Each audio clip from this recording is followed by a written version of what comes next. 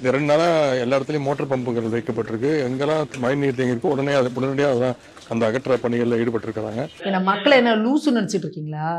4000 கோடி ஒதுக்கி இருக்கோம், அவ்வளவுதான், இனிமே ஒரு சொட்டு தண்ணி தேங்காது அப்படின்லாம் நீங்க பில்டப்பை கொடுத்துட்டு 100 HP மோட்டார் வைக்கிறதுக்கு தான் 4000 கோடி ரூபாய் நீங்க வந்து நிதி ஒதுக்குனீங்களா? எதுக்கு 4000 கோடி ரூபாய் நிதி? எதுக்கு? அங்கங்க மோட்டர் செட்டு பம்பு செட்டு வைக்கிறதுக்கும் போட்டு வாங்கி விடுறதுக்கும் தான் 4000 கோடியா? இந்த 4000 கோடத்துல என்னென்ன பண்ணலாம்?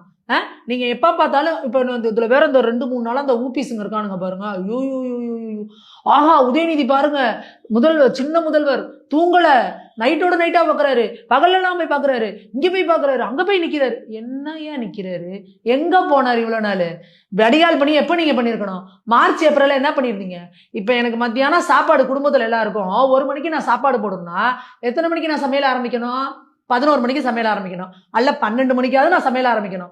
2 மணிக்கு நான் வந்து நின்றுக்கிட்டு இதோ பாருங்கள் நான் அடுப்படிக்கு சென்று விட்டேன்